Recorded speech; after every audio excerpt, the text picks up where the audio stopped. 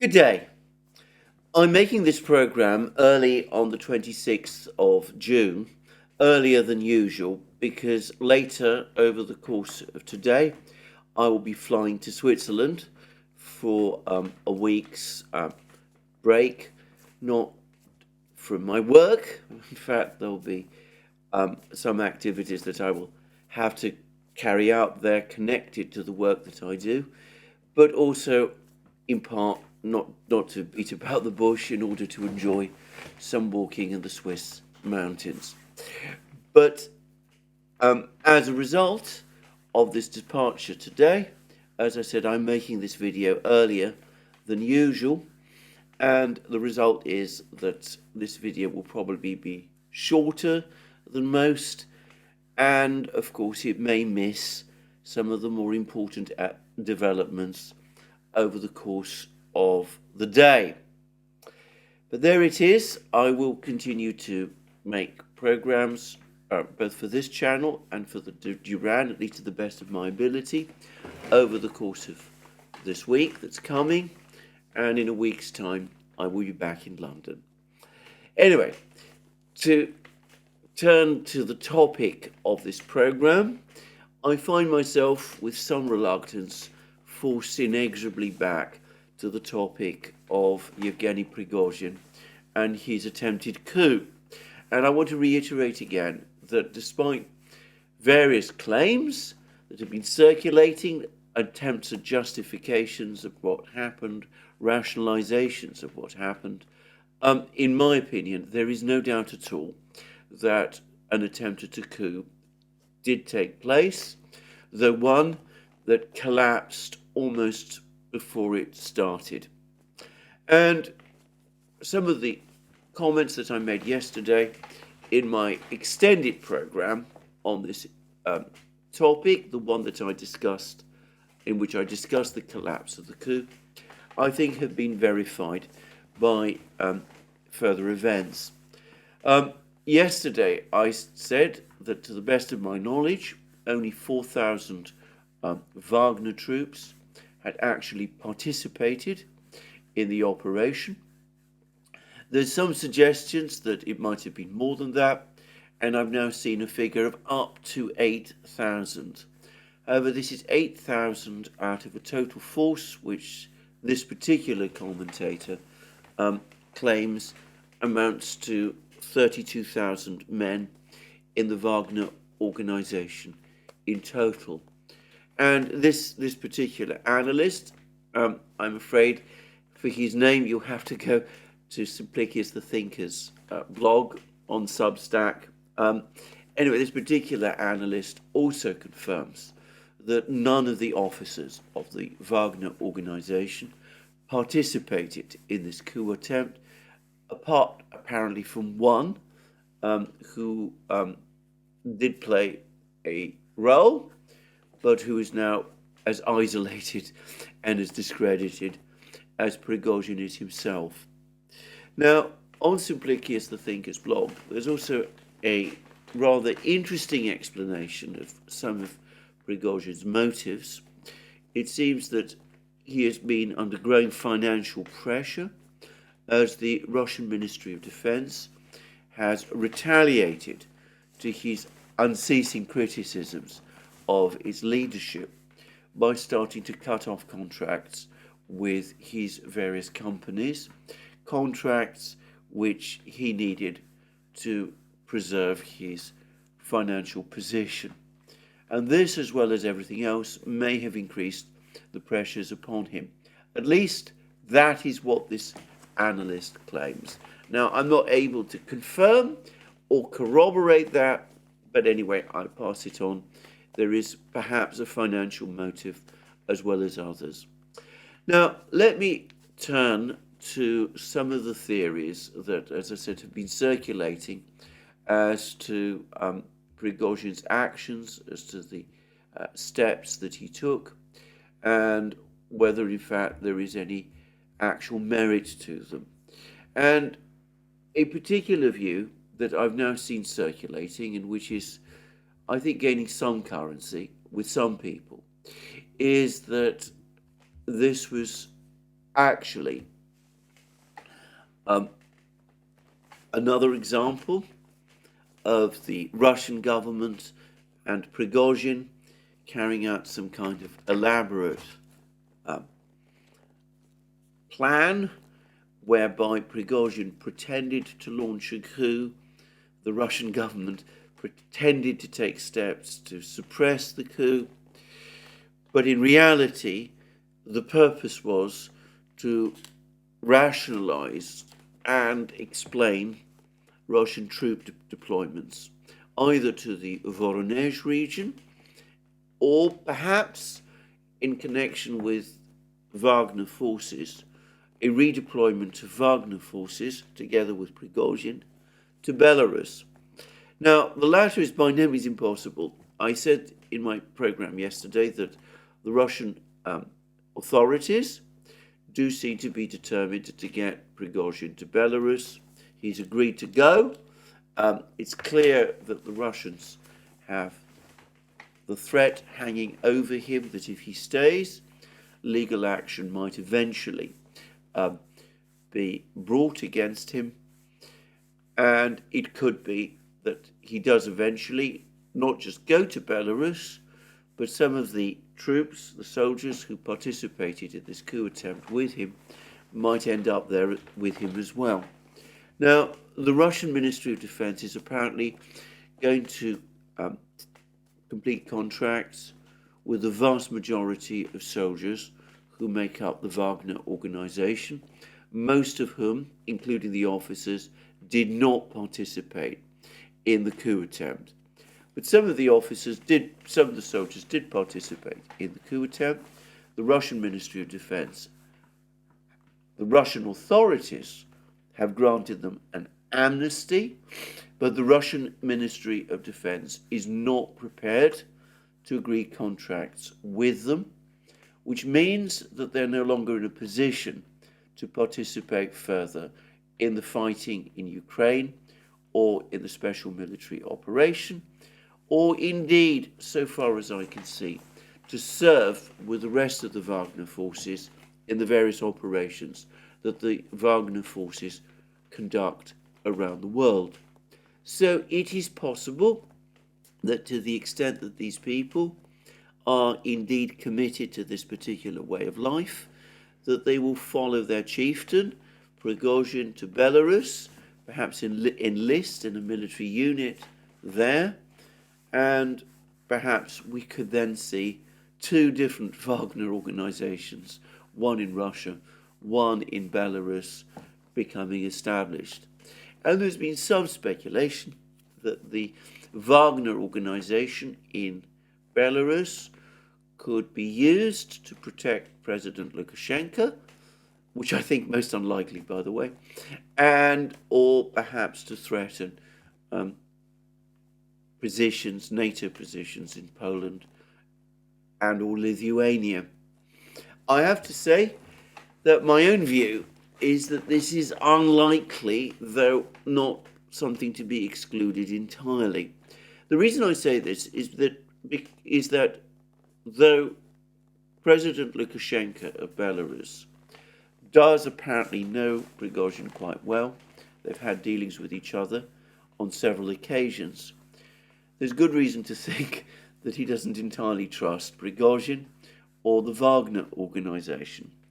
Back in 2020, following a tip-off from Ukraine, a tip-off which tended to be a misdirection, President Lukashenko's authorities stopped a plane with Wagner fighters who were supposed to be flying apparently to Latin America, or so they'd been led to believe. In fact, the flight had been arranged by Ukrainian intelligence, and the intention was that they would be arrested and taken to Ukraine and charged there. But President Lukashenko was persuaded to stop the plane because he received a tip-off from Ukraine that these Wagner fighters had actually come to Ukraine to organize some sort of a coup against him. Now, that turned out to be completely wrong. It was, in fact, as I said, a piece of misdirection. Lukashenko released all of these fighters. The affair, in fact, was patched up between Lukashenko and the Russians. And, in fact, it was an event which eventually was one of the events which eventually persuaded Lukashenko that his interests lay in a rapprochement with the Russians, especially as he became the target, following contested elections, of a fairly obvious Western-backed colour revolution attempt against him in his own country. But the overall point I am making is that Lukashenko in 2020, and I am sure Lukashenko equally today, is not going to be someone who is going to be entirely happy about having large numbers of armed mercenaries operating in an organized manner on his territory. He will have noticed what happened in Russia. He will have noticed also what a difficult personality Prigozhin is. He must be worried. He must think to himself that if Prigozhin does establish a kind of military organization in Belarus, there is at least a possibility that it might one day be turned against Lukashenko, just as it was turned against Putin over the last few days. So I think Prigozhin himself is going to go to Belarus. Maybe some of his fighters will try to follow him there.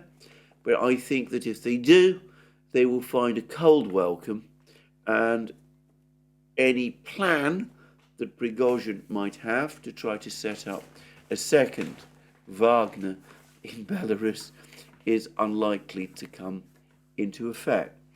But anyway, these are the speculations. The speculation is, as I said, that this was all make-believe, a piece of theatre between the Russian authorities and Prigozhin, that nothing real actually happened, this wasn't a real coup, and that in fact this is all intended to mislead the West about Russian actions and Russian intentions, and that Prigozhin was playing a role in this.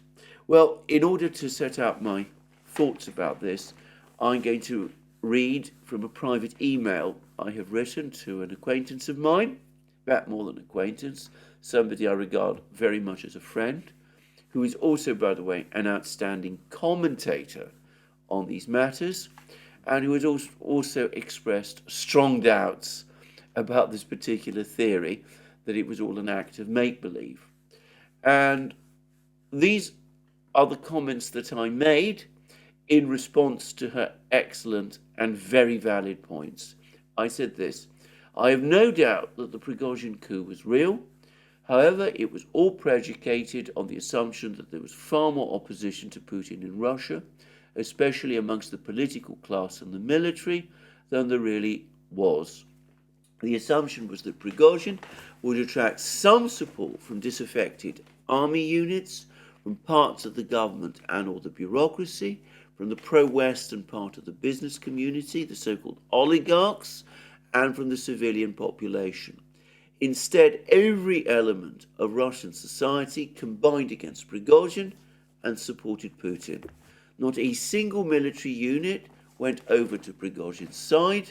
Even the pro-war nationalist element, which had previously, the war bloggers, people like that, who had previously provided most of his support and who are often very critical of Putin and of the leadership of the defense ministry, backed Putin and made clear that Prigozhin's actions made them feel betrayed.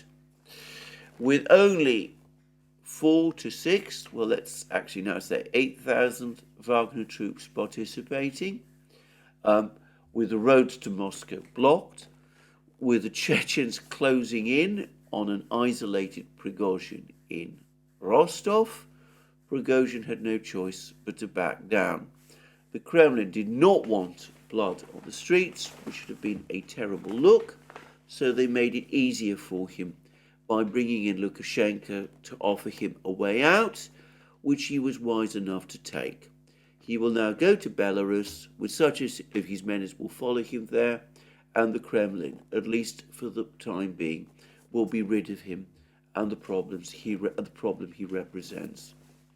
And then, on the topic, which has been much talked about, especially in the Western media, about Putin and the government being made to look weak by the fact that Prigozhin has not been arrested and put on trial. This is what I said in the same email. As to whether the Kremlin looks weak because they let him go to Belarus instead of putting him on trial, I think they did a tough-minded cost-benefit calculation and decided that the risk of bloodshed, if they had stuck with that plan, would have been too high. The point is that with Russia's political class and civil and security bureaucracies closing ranks behind the government, they felt strong enough to be magnanimous. In other words, what is being widely reported as a sign of weakness is more likely a sign of strength. Besides, with a war underway, the last thing the Kremlin needs at this time is the distraction of a political trial, which might even gain for Prigozhin some sympathy.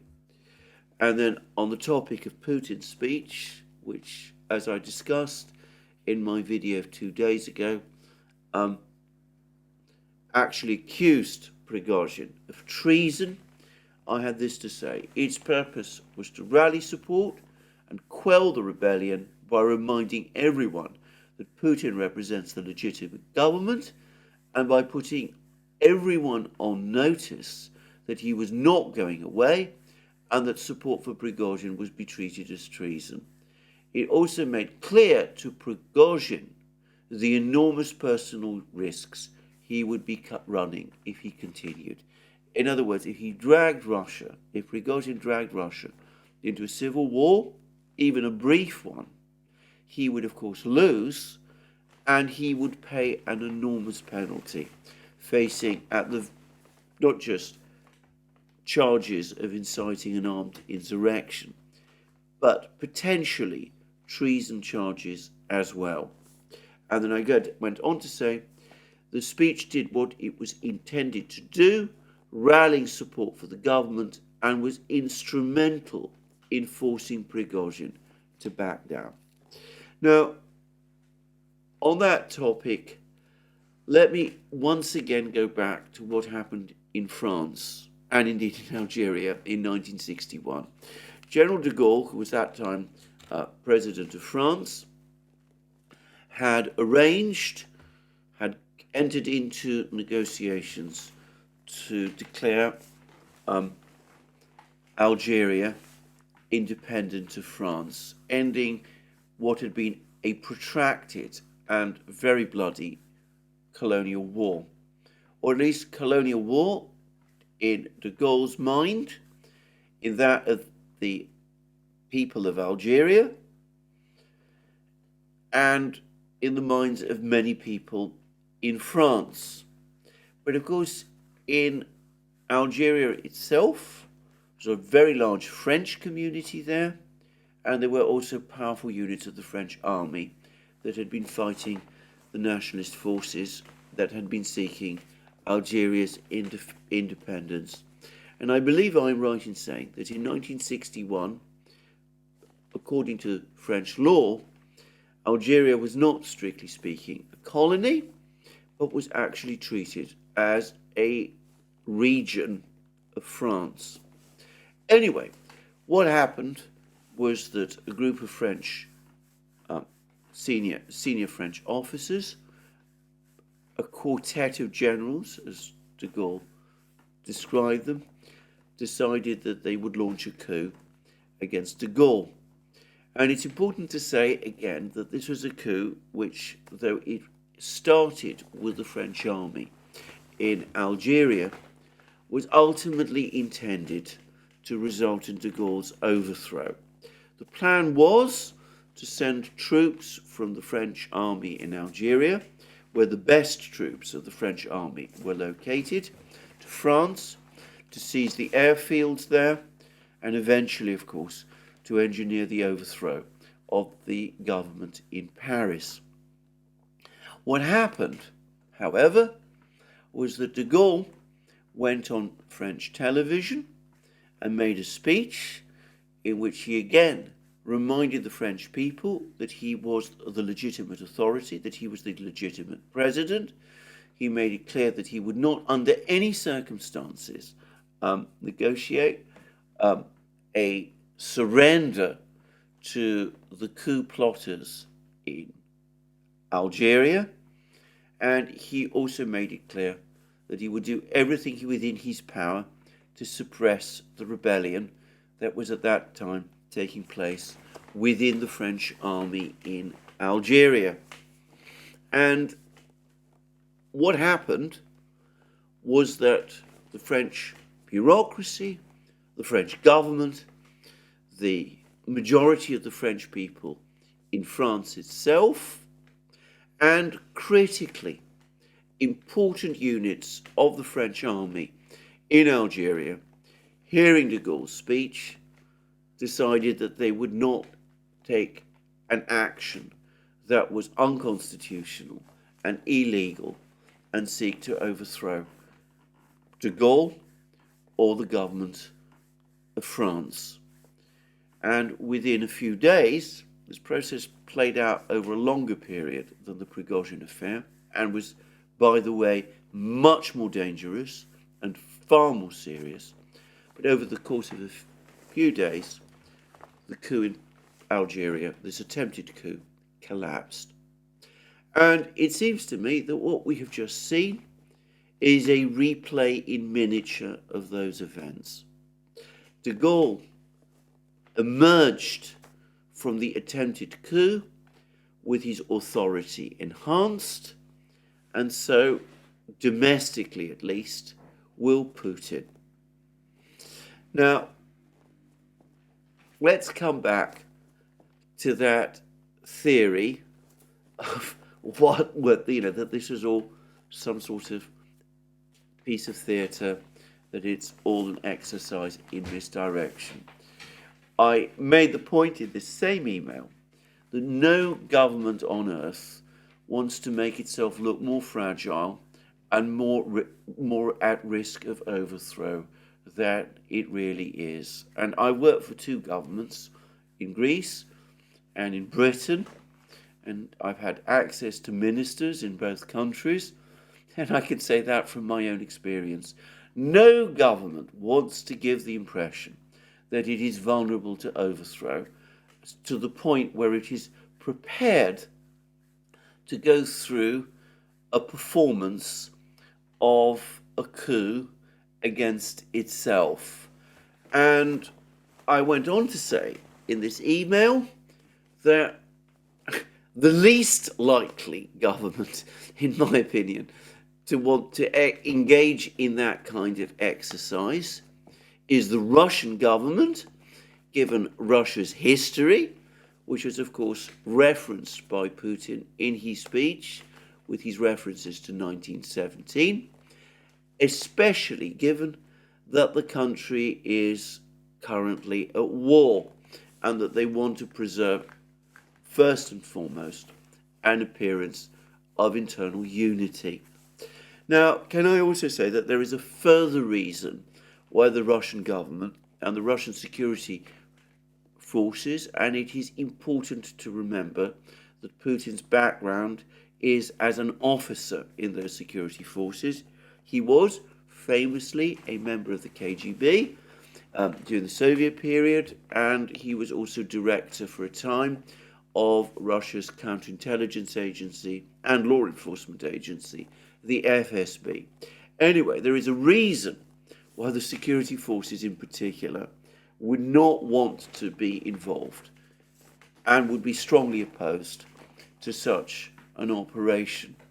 And this goes back to Russian history, because in the period that preceding the Russian Revolution of 1917, Russian security services engaged extensively in what were called provocation tactics. They sought to infiltrate the Russian revolutionary movement. They sought to compromise and destabilize it, in some cases by instigating actions, sometimes including terrorist actions, by some of its members. And the overwhelming consensus in Russia, both at the time and later, and amongst the Russian security agencies today, is that these so-called provocation tactics were disastrously counterproductive. They intensified the atmosphere of political crisis and destabilization within the country, and were one of the factors that contributed to the revolution that took place in 1917 and to the eventual collapse of the Russian government at that time. So, given this history, which, as I said, within the security services is extremely well known, I can say with absolute confidence that I think it is inconceivable that the Russian authorities today would engage in such an extraordinary game. Frankly, I don't think any government in the world would do so, but certainly not the Russian.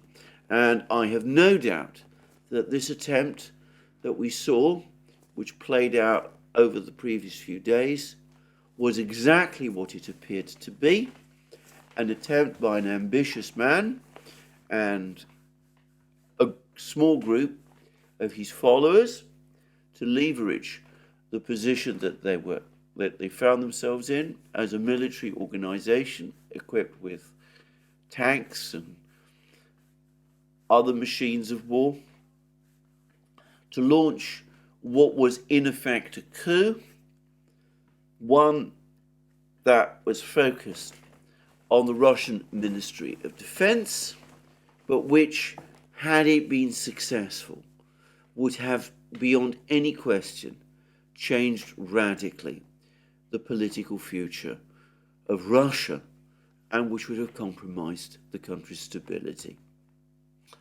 Now, in saying all of this, there's another argument that again I come back with, and it's something that I'm seeing a number of people say, that it's an argument that continues to be made, that this wasn't a coup that was targeting the government as such.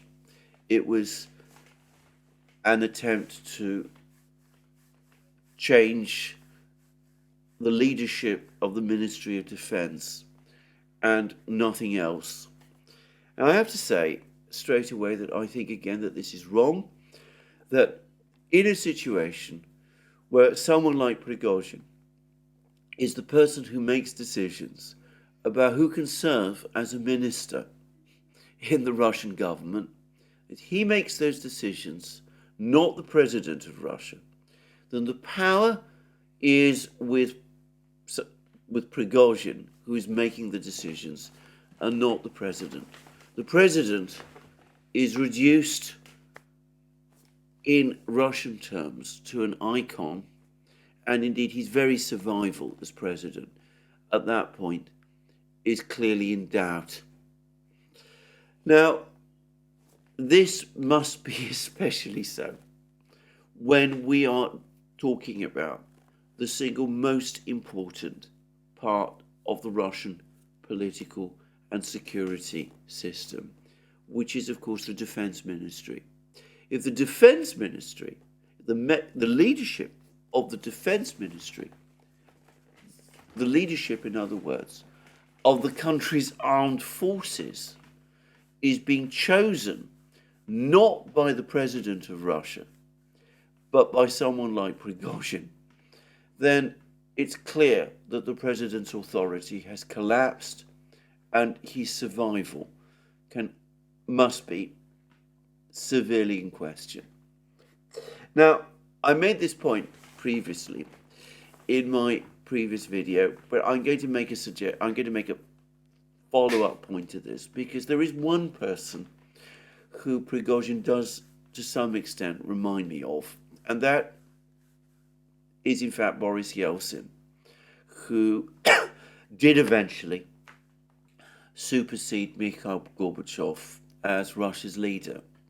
Now, the conflict between Yeltsin and Gorbachev actually began in 1987, when Yeltsin, as first secretary of the Moscow Party Organization, began a bitter quarrel with Yevgeny Legachev, who was at that time Gorbachev's deputy in charge of the Communist Party of the Soviet Union, which is the ruling party.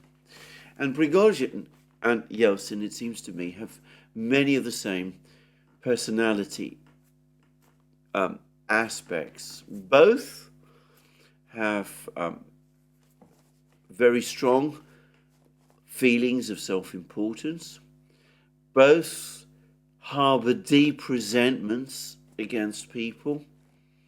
Both conduct feuds relentlessly, in Prigozhin's case against Shoigu and Gerasimov, in Yeltsin's case against Yegor Ligachev,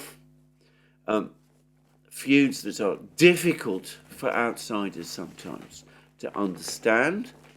Both have a tendency, or had a tendency, to subordinate everything to those feuds, and in both cases these feuds were pursued to the point where eventually, in Yeltsin's case, Gorbachev's authority collapsed because he was unable to rein in or counter Yeltsin. And in Prigozhin's case, it would end in the same way if he was successful in his campaign to bring the Ministry of Defense in Russia, in effect, under his own control. Now, the fact that Yeltsin succeeded and Prigozhin so far has failed is down to two things. Firstly, the fact that Putin is an immeasurably more skilled politician than Gorbachev was back in the 1980s. He has shown much more skill in handling Prigozhin and the challenge he represented than Gorbachev did back in the 1980s. And secondly, and this cannot be stressed too strongly, the country has changed radically between the kind of country that it was in the 1980s and the kind of country that it is today.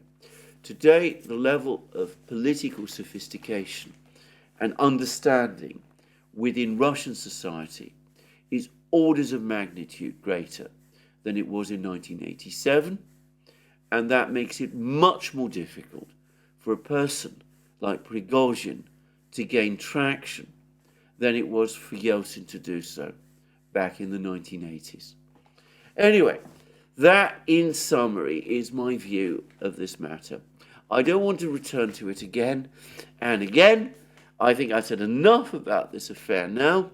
I have had a great deal of pushback from various people, well-intentioned people, about my analysis of this affair, every aspect of it. But as I said about Prigozhin himself, this is all I am going to say. I'm going to, at least for the time being, unless, of course, he does something else, in which case, rather grudgingly, I will be obliged to return to this topic again. Meanwhile, I would repeat again once more the fact that for the Russian government, far from it being happy that this affair took place, this whole business has been a huge embarrassment. And I have already said that over the next couple of days and weeks, Putin himself and his officials are going to have their work cut out explaining to their friends and allies around the world what has happened, and reassuring them that Russia is indeed the stable country that they all assumed it was. And in fact, we can already see that that is actually the case. We can see this from Putin's various conversations over the last few days with world leaders. Now, on the 24th of June, even as the crisis was still unfolding, Putin had telephone conversations with 4 leaders, with Lukashenko, the president of Belarus, Tokayev, the president of Kazakhstan, the president of Uzbekistan, and most important of all, President Erdogan of Turkey. And in fact, we have had a very short readout from the Russian authorities, from the Kremlin, as to what the conversations were, what passed through all of these conversations, and the readouts are almost identical.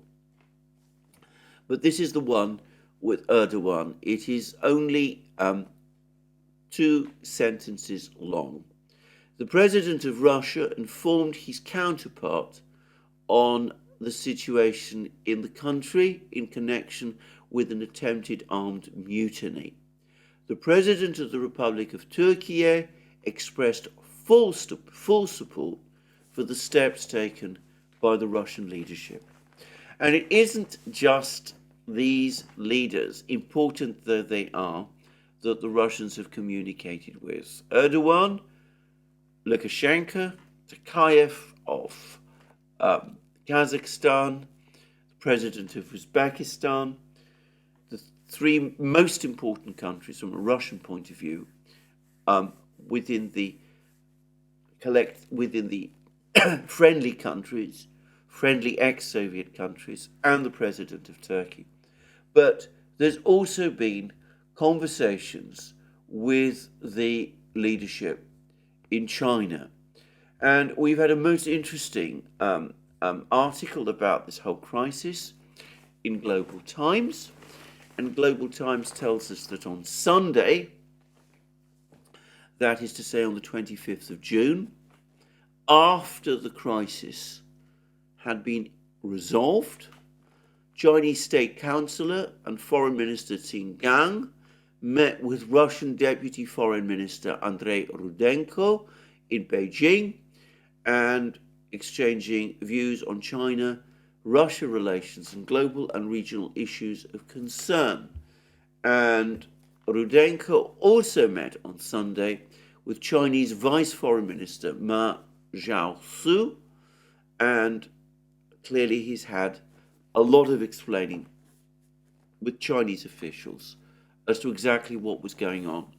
Now, I don't know whether Rudenko was rushed to Beijing to reassure the Chinese.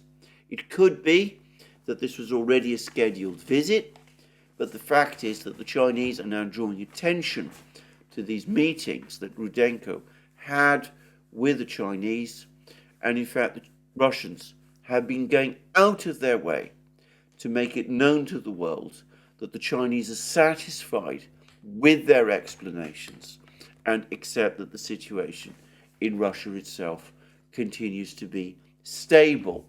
And in fact, we've had the inevitable article in Global Times, and it reads, the title to which reads, Wagner's revolt, weakening Putin's authority, is wishful thinking of the West. And we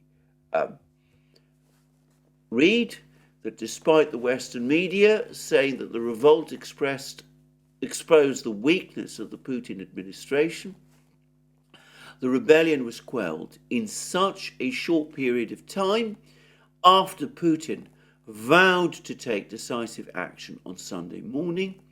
This shows that the Kremlin maintains a strong capability of deterrence, which will further increase its authority. An analysis very close, in other words, to my own. Chinese have looked at the situation, they've decided that, in fact, far from showing weakness, the weakness of the state structure in Russia, they've been reassured that the fact that it was quelled so fast and so bloodlessly is a sign of the government's strength. And when I say bloodlessly, I should say that the Russian authorities have now said that the reports of airstrikes by the Russian Air Force on Wagner fighters have no reality, and on the topic of possible murder charges against Prigozhin, which I also floated yesterday, Prigozhin himself has now admitted that the Wagner forces, whilst engaged in this coup attempt, actually shot down an Ilyushin-22 reconnaissance and electronic gathering aircraft. He says that this was all a mistake and that he intends to pay compensation to the families of the people who were killed. Now, again, bear in mind the fact that people were actually killed over the course of this affair, even if it was only those who were in this Ilyushin-22 that was shot down. Again, that clearly points to the fact that this was not a circus, it was not a peaceful process. It was, in fact, a clear attempt at a coup. Anyway, there we are. As I said, I hope that this ends my discussion of this strange affair. There's been lots of rumours and talk and discussion about it, but I think it has clarified the position, at least my own take of this position, fully. What else has been going on? Well, I think two important events stand out. Firstly, there continues to be fighting in Ukraine, but the most interesting thing is this. Despite all of the events that we have seen playing out in Russia with the Prigozhin crisis, this doesn't seem to have had any effect at all on Russian defenses in the conflict zone. Ukraine launched multiple attacks. There were several in the Zaporozhye area. There was apparently a big one near Vuhledar. There was another big Ukrainian attack near Bakhmut. The Russians say, and there is no reason to disbelieve them, that each and every one of these attacks was successfully repelled.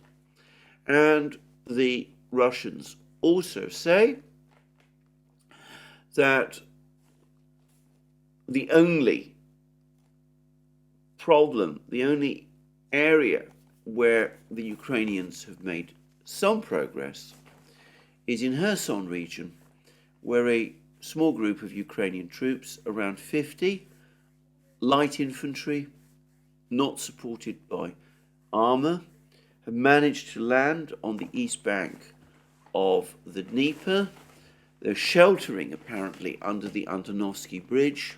They've been there, they've been contained there for something like 3 days. The Russian troops in the area have asked for air support, for airstrikes, to basically take away the shelter that these troops have under the Antonovsky Bridge. There's been delays in providing this air support. It's unclear why. But anyway, this does not look to me like a serious incursion, at least not for the moment. And that's apparently the only success Ukraine has had. Meanwhile, Alexei Reznikov, Ukraine's defense minister, has now actually admitted that Western expectations of the progress and result of Ukraine's offensive had been pitched too high. He's actually said that the Russian defenses are too strong, the minefields are too numerous and too well designed. The fortifications are altogether too powerful to make dramatic progress, such as was at one time promised for this offensive possible. And in fact, if you look across the front line in its entirety, Ukraine remains stuck.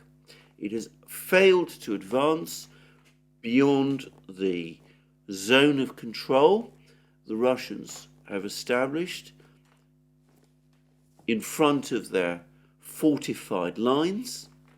Ukraine, after 3 weeks now of fighting, has failed to reach those fortified lines, despite the very heavy losses in men and machines which it has suffered. And that obviously does not promise well for the outcome of the offensive. Meanwhile, there are now accumulating reports that the Russians, for their part, are making further progress in the Kharkiv region, in the areas near Kupiansk, in other places in Kharkiv region as well, and close to Liman. There's not yet been a Russian breakthrough. The Russians don't launch big arrow offensives trying to capture places on the run in the way that the Ukrainians have done in the past. They prefer a more incremental and methodical approach. As I've said, festina lente, make haste slowly, seems to be the Russian approach to this war. And interestingly, nothing has happened. There's been no suggestion that anything that took place involving Prigozhin has changed that in any way. That might, however, explain why we're now getting more and more reports, more and more statements from Ukrainian officials, from Budanov, from Podolyak, from Zelensky himself, all of which seem to be talking in increasingly lurid terms of some kind of major accident involving the Zaporozhye nuclear power plant, except, of course, that they're not speaking of it as an accident. They're describing it as some kind of act of sabotage by Russia to destroy the nuclear power plant, cause massive contamination across Europe, of course, Ukraine itself, and all of this at a time when Senator Lindsey Graham in the United States is preparing some kind of draft resolution which would treat an incident like that, if carried out by the Russians, as justification for NATO intervention under Article 5 of the Washington Treaty.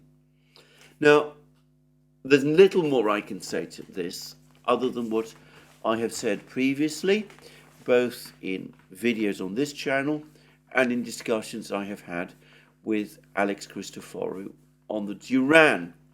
And that is that it does seem, from all of these kind of comments, that Ukraine, or at least the Ukrainian leadership, is increasingly focusing on the Zaporozhye nuclear power plant, and in the absence of any significant progress anywhere on the battlefronts, some kind of attack on the nuclear power plant is being planned.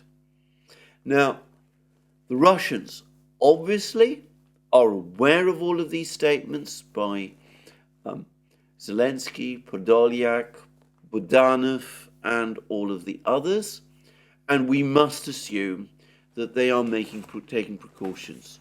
But it does nonetheless remain the case that this is an extremely nerve-wracking affair. I've heard claims, I've seen reports. Simplicius the Thinker again has an extensive piece about this, that in fact the risk of radioactive contamination from the nuclear power plant is being exaggerated. But regardless of that, this is a worrying development, and we'll just have to wait and see how it plays out. But in my opinion, over the next few weeks, in the run-up to the summit meeting in Vilnius, it is the Zaporozhye nuclear power plant that perhaps ought to be the primary focus of attention. We will see what happens, whether Ukraine does launch some kind of attack to capture the power plant. As I've already discussed many times, sending even light infantry troops across the Kakhovka reservoir, largely drained of water as it now is, to my mind presents insuperable problems, but perhaps the Ukrainians have something else up their sleeve, and perhaps they have plans to shell or attack it in some way, in ways that they expect would provoke or bring about some sort of explosion. Anyway, we will see what happens, but that's clearly, for me, the single biggest item of concern. So that's where we are with the war. The war goes on just as it always has, and despite all the crises involving Prigozhin, all the drama of the last couple of days, the government in Moscow remains stable and in full control of the country, and the war is being conducted with the same vigor as it was before. If this operation was indeed intended to panic and divide the Russian leadership, then it has failed in its purpose. Now, something else has also been happening, and it has been happening in Washington, and it is not about Russia, it is about China.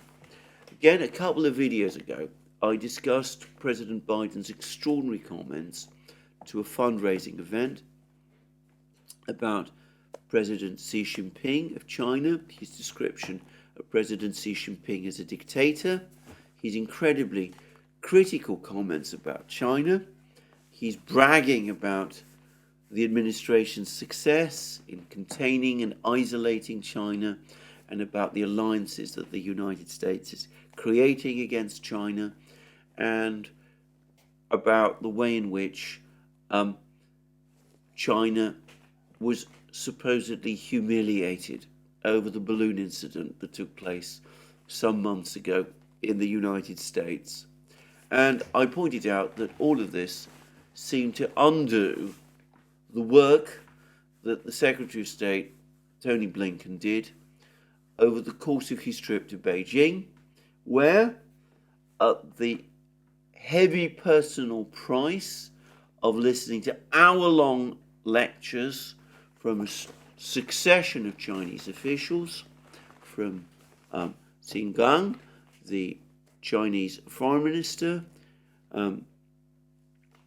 Wang Yi, the Politburo member who's in overall charge of Chinese foreign policy, and Xi Jinping himself, Blinken did nonetheless manage to extract from the Chinese an agreement to set up a working party, which it's now fairly clear was intended to pave the way for a summit meeting between Xi Jinping and Biden, with a possible date being apparently in October. Well, I said that Biden's comments, which it was clear to me had been provoked by Biden's own anger at the treatment the Chinese had meted out to Blinken, that Biden's words seemed to contradict the entire line that Blinken had been taking in Beijing, which appeared to be one of trying to seek some kind of a de-escalation with the Chinese and the establishment of some kind of links, communications with them, preparing the ground for that Biden-Xi Jinping summit, which I've talked about. Well, I think a succession of reports that have been clearly coming from the administration itself now put the question beyond doubt. Those comments by Biden were not accidental. He didn't blurt out things in a private function. As I said, I did point out that these comments of his were published on the White House's website. I speculated that this could only have happened at the insistence of Biden himself, of the president himself, that Biden, clearly getting information about what had happened in Beijing, took the view that this rapprochement, this de-escalation with China, was not worth pursuing because of the price his Secretary of State had had to pay. Biden clearly felt humiliated by what had happened, and now we've had a whole succession of statements. Blinken himself has now said that he agrees with Biden that Xi Jinping is a dictator. The New York Times is saying that the assessment that Xi Jinping is a dictator is one that is widely shared within the US government. And there have been other reports as well that essentially say the same thing, that the US government is now uniting behind Biden's words at that fundraiser in California. In other words, Blinken's attempts to set up some kind of dialogue with Beijing, leading to some kind of a summit, have now been put on hold after what happened in Beijing. A furious Biden has reversed on all of that.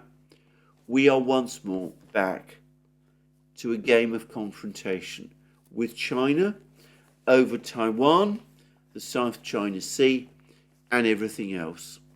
And it could also be the case that President Biden is once again misreading the intentions of another power, India, following Prime Minister Modi's visit to Washington. There were some very strange articles, including one in the Financial Times about how India is supposedly drifting into the US orbit. This,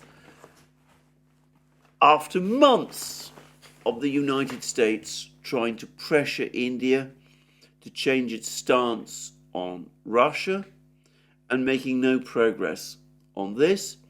But once again, the visit by the Prime Minister of India, of Modi himself, and all the various deals that were done in Washington, which are lopsidedly, by the way, to India's benefit, all of that has once again, it seems, caused a part of the US foreign policy establishment to engage once more in wishful thinking, the belief that they have won over India as an ally, this time against China. And it could be that this too has brought about a hardening of US policy towards China. The Chinese, of course, will be following all of this with great interest and great attention. And they will have seen how fragile any seeming agreement that they have reached with even an official, an American official as senior as Blinken, can be reversed in the United States within a few hours. And unlike the Russians, who for decades took this sort of thing on the chin, persisted in negotiations with the US, which eventually led nowhere, causing Russian officials eventually to start saying that the United States is agreement incapable. I think that the Chinese are not prepared to wait years and decades, but that they will make their decisions accordingly, and will decide that having made the effort with Blinken, having agreed to the proposal for a working party, there is nothing to be achieved from further dialogue with the United States, especially whilst this administration remains in power. So, if the purpose of Blinken's visit to Beijing was to re-establish some kind of dialogue with Beijing in order to ease the confrontation with China, even as the situation with Russia remains at the most tense that it has ever been, in my opinion, since the Second World War. If the intention, in other words, was to avoid being drawn into a confrontation with two superpowers on two separate fronts, one in Europe, one on the Pacific, a two-front geopolitical war, in other words, well, it seems that the President himself, the President of the United States, has intervened to reverse that policy. Once more, it is full speed ahead in terms of confrontation with both the Russian and the Chinese superpower at one and the same time. Where all this is going, we will have to wait and see. Anyway, that is my program for today. No doubt lots of things will have happened by the time it is published, but I will have to catch up with all of that tomorrow. And in the meantime, all that remains for me is to wish you all a good day, to remind you that you can find all our programs on our various platforms: Locals, Rumble, BitChute, ODYSEE, Rockfin and Telegram, that you can support our work via Patreon and Subscribestar, links under this video, that you can also go to our shop and buy yourselves the great things that you will find there: our magic mugs, our hats, our hoodies, our t-shirts, our sweatshirts, all those great things. And last but not least, if you've liked this video, please remember to tick the like button and to check your subscription to this channel. That is me for today. More from me soon, and have a very good day. Until then.